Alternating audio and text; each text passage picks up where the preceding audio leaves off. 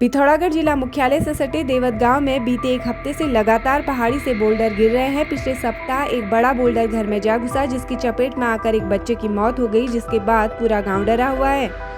बीती रात भी गांव में पहाड़ी से बोल्डर गिरने लगे, जिससे गांव में दहशत फैल गई। रात को ही प्रशासन द्वारा गांव के लोगों को अस्थायी राहत कैंपों में शिफ्ट कर दिया गया। ग्रामीणों का कहना है अब इस गांव में रहना खतरे से खाली नहीं। उन्होंने अपने सामने मौत का विकराल रूप देखा है, जिसके चलते वे सदमे में हैं। लगातार पहाड़ी से गिर रहे पत्थरों और बोल्डरों को देखते हुए ग्रामीणों ने सरकार से पहाड़ी का ट्रीटमेंट करने या गाँव को पूरी तरह से विस्थापित करने की मांग की है। हालात को देखते हुए जिलाधिकारी विनोद गोस्वामी के साथ ही दर्जा मंत्री गणेश भंडारी ने तकनीकी टीम और अधिकारियों के साथ गांव का निरीक्षण किया। इस दौरान उन्होंने पहाड़ी में जाकर वहां के हालात भी देखे। मंत्री गणेश भंडारी ने बताया कि मुख्यमंत्री द्वारा स्वयं ग्रामीणों से बात की गई और उन्हें हर संभव मदद का भरोसा दिया गया। वहीं जिलाधिकारी ने बताया कि गांव के 40 परिवारों को अन्य जगह शिफ्ट किया गया है। इसके लिए एक बारात घर के साथ ही प्राइवेट स्कूल को भी लिया गया है। हालात को देखते हुए विस्थापन के विकल्प पर भी विचार किया जा रहा है। सर, ये जो पत्थर है हमारे यहाँ, ये लगातार बार बार आ रहा है। ये 5वीं बार है। इसके पहले भी प्रशासन से हमने कहा था, उस समय तो उतनी कार्रवाई नहीं हो पाई। अभी थोड़ा सा प्रशासन से हमें लग रहा है कि कुछ कार्रवाई हमारे पास हो पाएगी।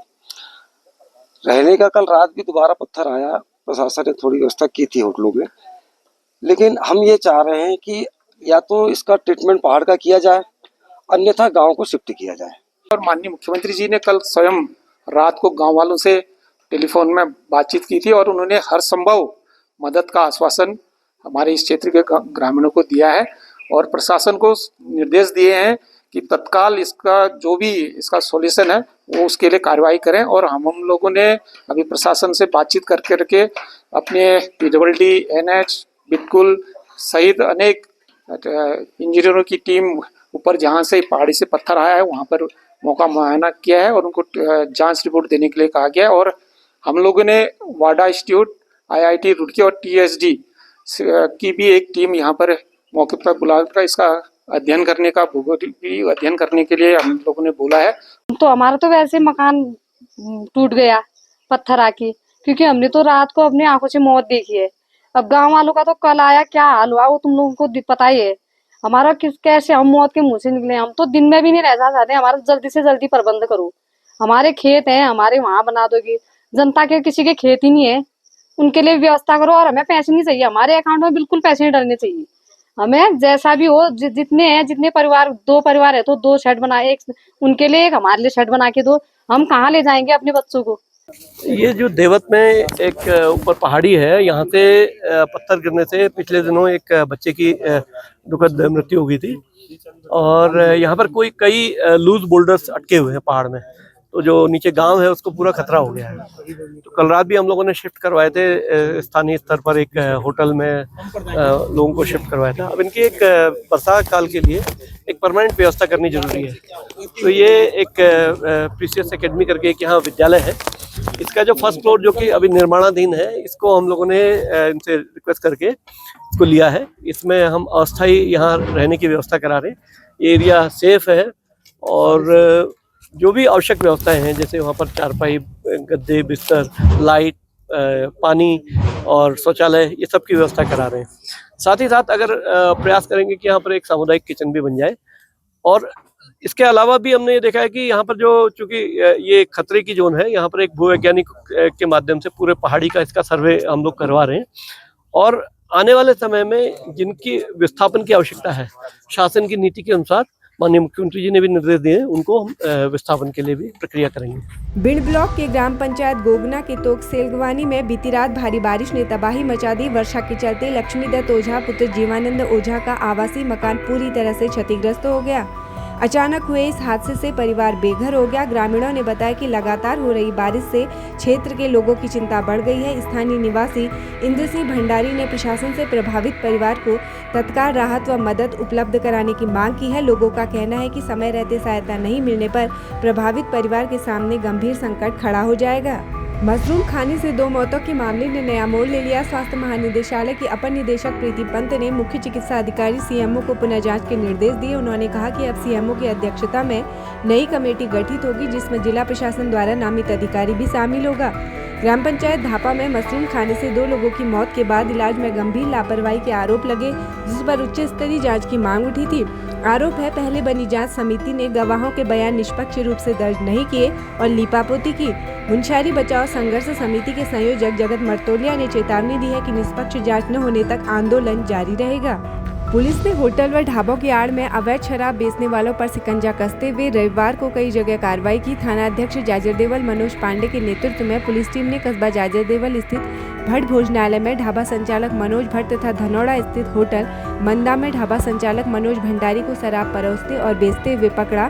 दोनों को मौके से गिरफ्तार कर उनके खिलाफ आबकारी अधिनियम के तहत मामला दर्ज किया गया।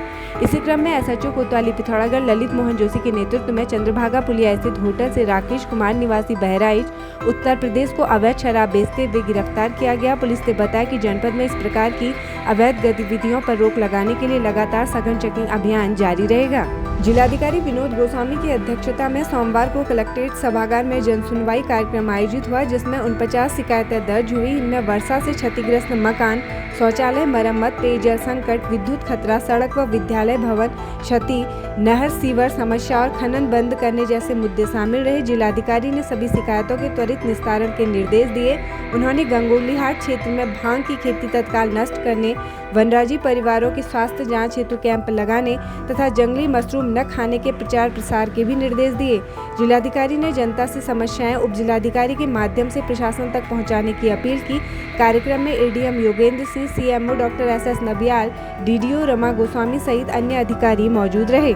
पिथौरागढ़ पुलिस व एसओजी टीम ने नशा तस्करी के खिलाफ अभियान में बड़ी सफलता हासिल की। रविवार को प्रभारी निरीक्षक कोतवाली ललित मोहन जोशी व प्रभारी एसओजी प्रकाश पांडे के नेतृत्व में टनकपुर तिराहे से एचोली रोड पर चेकिंग की जा रही थी। इस दौरान स्विफ्ट कार चालक सूरज भंडारी पुलिस को देखकर भागने लगा। शक होने पर तलाशी ली गई तो उसके कब्जे से 69.61 ग्राम हेरोइन व 6,140 रुपए नगद बरामद हुए, जिसकी अंतर्राष्ट्रीय बाजार में कीमत लगभग 21 लाख रुपए आंकी गई है।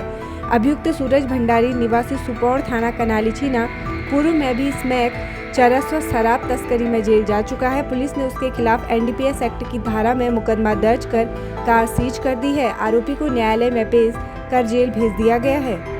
बड़ावे गांव में शहीद सिपाही पूर्णानंद जोशी की स्मृति में निर्मित शहीद द्वार का रविवार को भव्य उद्घाटन हुआ। कार्यक्रम में बड़ी संख्या में पूर्व सैनिक, स्कूली बच्चे, ग्रामवासी और शहीद परिवारजन मौजूद रहे।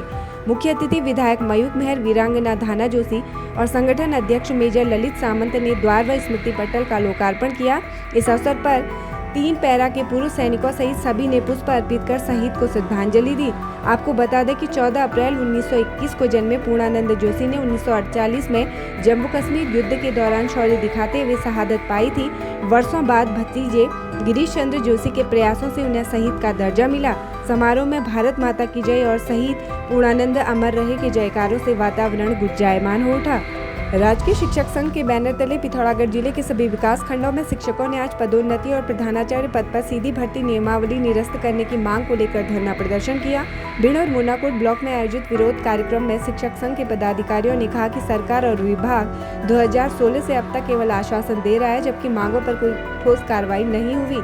उन्होंने चेतावनी दी कि जब तक नियमावली निरस्त नहीं की जाती और पदोन्नति की प्रक्रिया सुनिश्चित नहीं होती, तब तक आंदोलन जारी रहेगा। शिक्षकों ने कहा, यदि सरकार ने उनकी मांगों को अनदेखा किया तो आंदोलन को और उग्र रूप दिया जाएगा।